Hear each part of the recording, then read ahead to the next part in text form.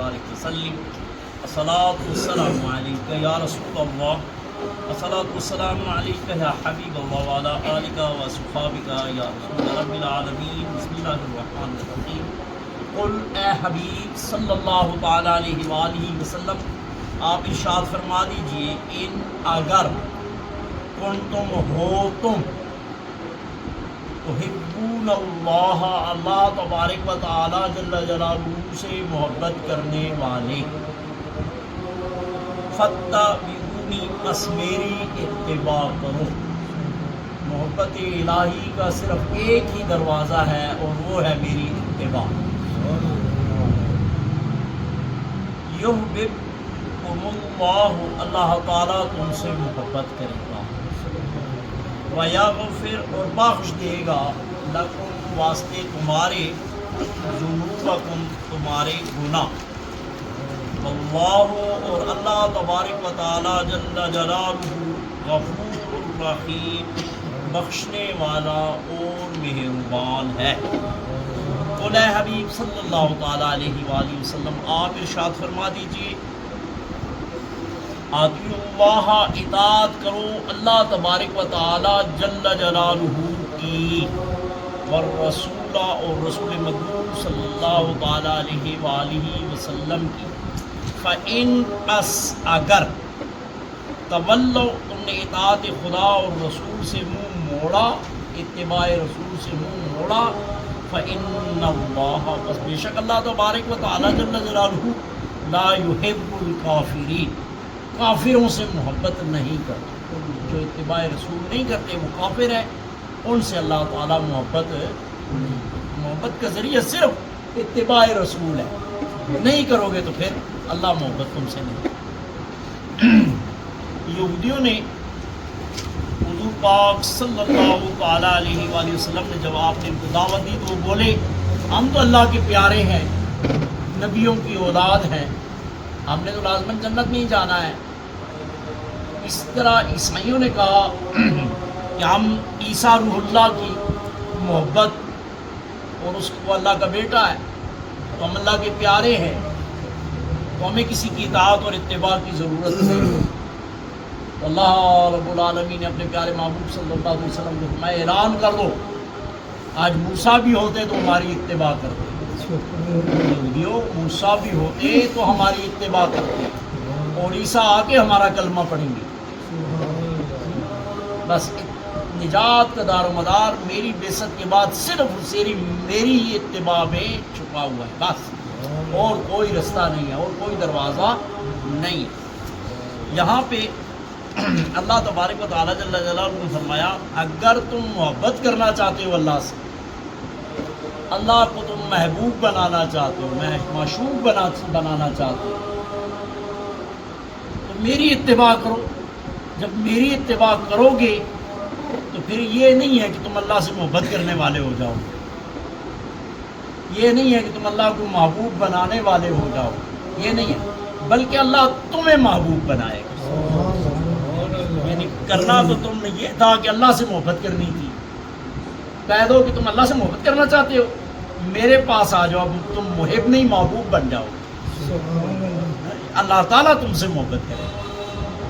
کرنا تم چاہتے ہو اللہ سے محبت، آ جاؤ میرے پیچھے، پھر تم محبوب بن جاؤ، اللہ تم سے محبت کرے۔ یہ یاد رکھو، ایک ہے اطاعت اور ایک ہے اتباع۔ اطاعت جو ہے وہ اللہ تبارک و تعالیٰ جل جلالہ کی بھی کرنی ہے، رسول کی بھی کرنی ہے، اولو الامر کی بھی کرنی ہے، حکمرانوں کی بھی کرنی ہے، عدالت کی بھی کرنی ہے، ہر جو متعلقہ آپ کا ہے اس کی آپ نے اطاعت کرنی ہے۔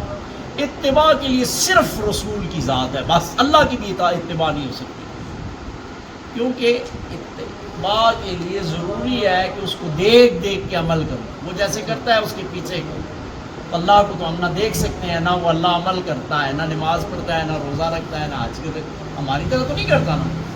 تو اتباع صرف رسول کی ہے بس، اور کسی کی بھی۔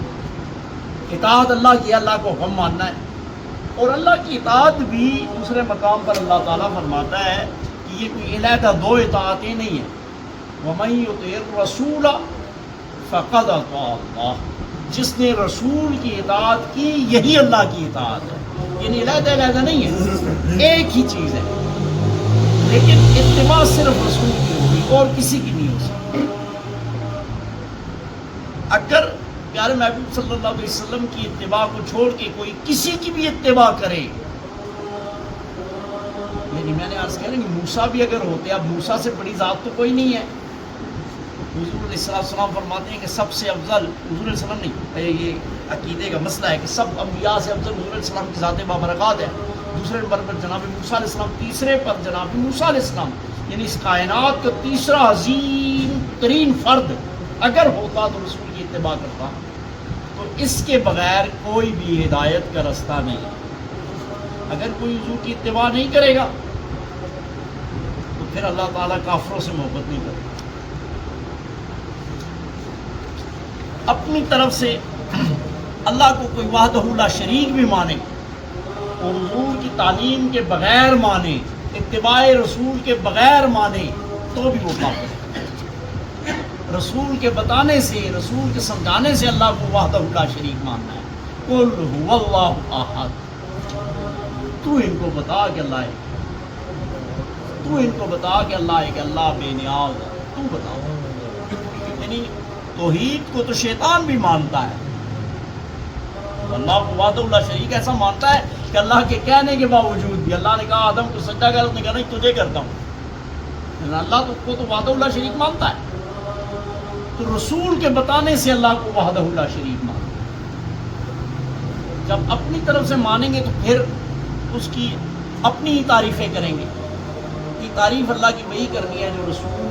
اب جس طرح کی یہودی، عیسائی یا کوئی بھی رسول کی اتباع چھوڑ کے اللہ کی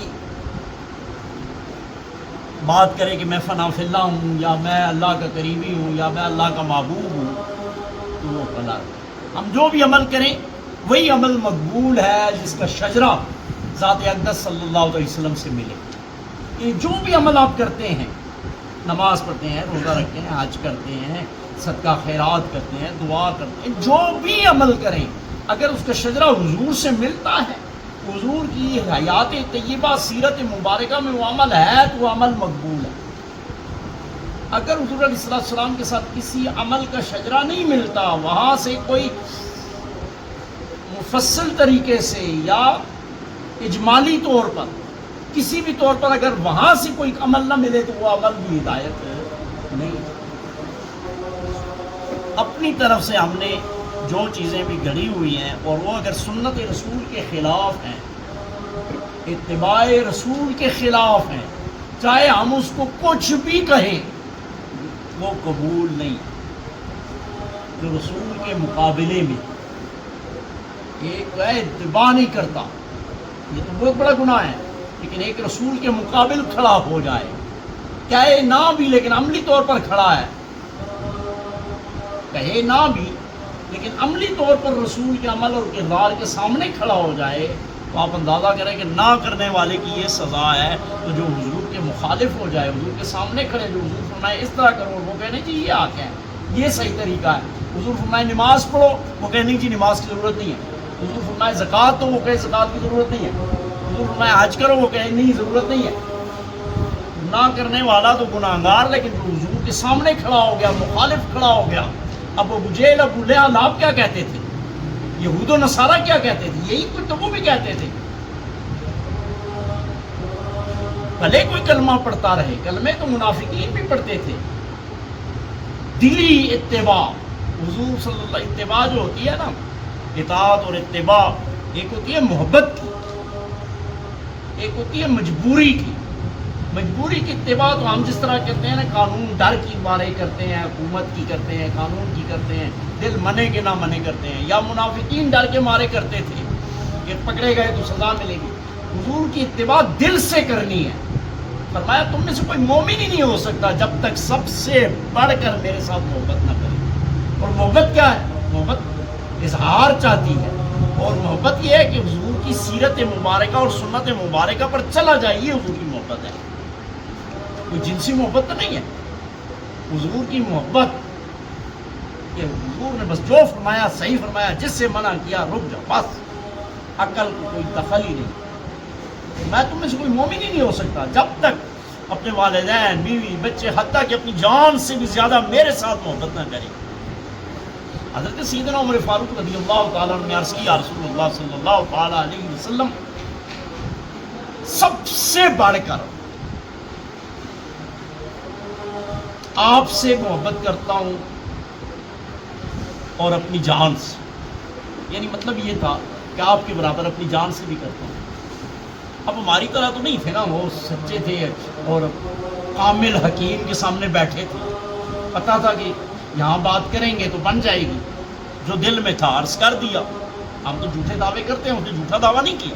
یا رسول اللہ سب سے بڑھ کر آپ سے کرتا ہوں لیکن اپنے ساتھ بھی ہے. حضور علیہ السلام نے فرمایا عمر، اس وقت کوئی کامل مومن ہو ہی نہیں سکتا جب تک اپنے سے بھی بڑھ کر میرے ساتھ محبت نہ کرے. اس کو فرمایا حضرت سیدنا عمر فاروق رضی اللہ تعالیٰ عنہ کو فرمایا. عرض کی یا رسول اللہ کیا کروں؟ حضور علیہ السلام نے ایسے اس کے سینے پہ ہاتھ رکھا. میں اب بتا. عرض کی یا رسول اللہ بس آپ ہی آپ. اب تو کامل مومن ہے. حضور پاک صلی اللہ علیہ وسلم سے حد درجہ محبت کرنی ہے. اور محبت کیا ہے؟ آپ پر کثرت سے درود پڑھنا ہے. محبت کیا ہے؟ آپ کی سیرت مبارکہ پر عمل کرنا ہے.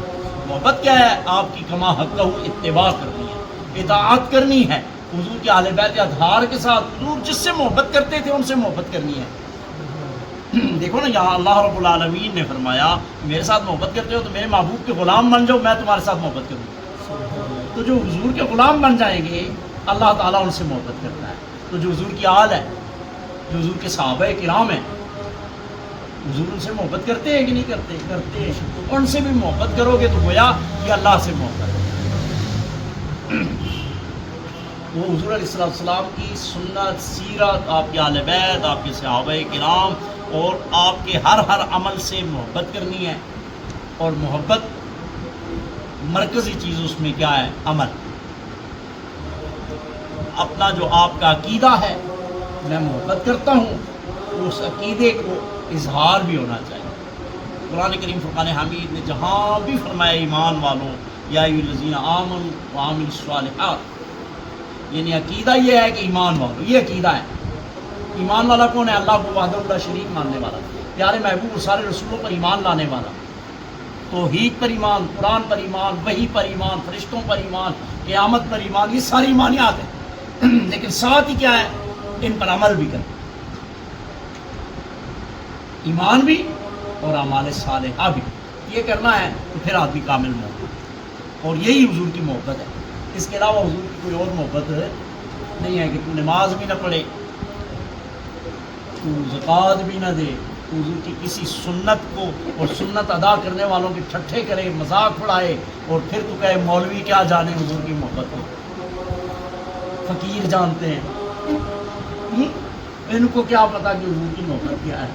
اور حضور کی محبت قرآن ہے، حضور کی محبت سیرت محمدی ہے، سنت محمدی ہے. پھر کوئی اگر ان پہ عامل ہو کہ فقیر بن جائے تو پھر وہ فقیر ہے، وہ پھر فنا فی اللہ فنا فی الرسول. ایسے نہیں کہ سال بھر وضو بھی نہ کرے اور کہے مولوی کو کیا پتا. اس طرح یہ نماز جو پڑھتا ہے، نماز میں بار بار اس لیے کہتا ہوں کہ قرآن کریم فرقان حمید نے سینکڑوں دفعہ اللہ تعالیٰ نے اس کا حکم دیا. حضور علیہ السلام جس کو کلمہ پڑھاتے تھے ساتھ ہی نماز کا حکم سکھاتے تھے اور نماز کو حکم دیا. تو آپ نماز کا مذاق اڑائیں، ٹھٹھا اڑائیں، قرآن کی 700 آیات کا مذاق اڑائیں اور کہیں مولوی کو کیا پتا. اللہ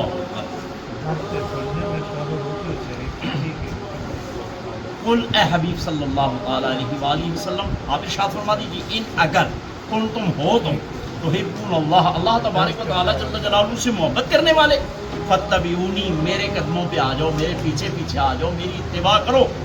یحببکم اللہ، اللہ تم سے محبت کرے گا، اللہ تمہیں محبوب بنا لے گا. بس اتباع رسول میں اللہ کی محبت ہے. اور اللہ کی محبت میں درد کیا ملے گا؟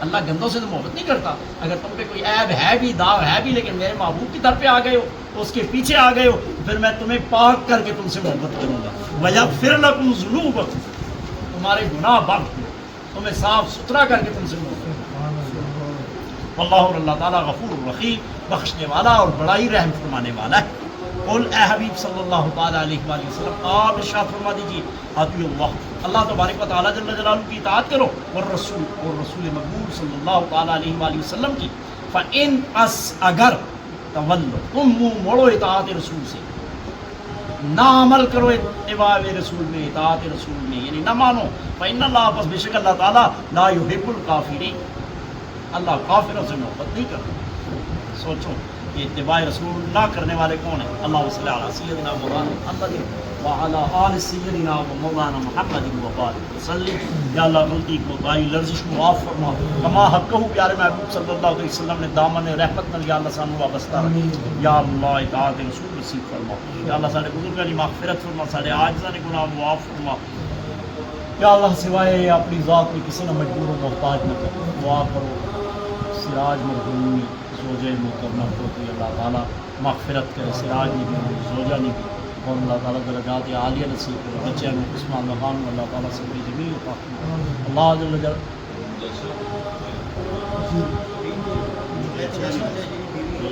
کس نے اچھا سمجھ اللہ تعالیٰ نے نہیں مغفرت سارے پڑوس نے اللہ تبارک و تعالیٰ مغفرت فرمایا بہت نیک عورت ہے بڑے لوگوں نے سبق پڑھایا اس قرآن کے اللہ تعالیٰ مغفرت کرے اللہ تعالیٰ درجات عالیہ نصیب اللہ تعالیٰ جنت الفردوس اعلیٰ مقام نصیب یا اللہ پیارے محبوب صلی اللہ علیہ وسلم نے شفاعت نصیب فرمایا برحمتک یا ارحم الراحمین یاد رکھو کہ 9 ذی الحج کو روزہ رکھنا حضور علیہ السلام فرمانے 2 سال نہ ثواب ملنا ایک گزشتہ سال اور ایک آئندہ سال اللہ تعالیٰ اتنا اجر و ثواب عطا فرماتے ہیں اور 9 ذی الحج جمعہ سادہ اپنا جو سارے مطلب مطابق ہے وہ جمعہ لیکن کئی بھی ہے کہ جمعہ نہ کلا روزہ نہ رکھو اس ذی الحج میں تسی رکھ سکتے ہو ویسے کلا جمعہ نہ نہیں رکھنا چاہیے جمعے نال جمعرات یا ہفتہ رکھ لینا چاہیے تو تسی بھی چاہو اگر کہ نال جمعرات بھی رکھ لو تو جمعرات میں پھر 3 فائدے سنے اسلام نمبر 1 کہ جمعرات پیر نہ روزہ رکھنا سنت ہے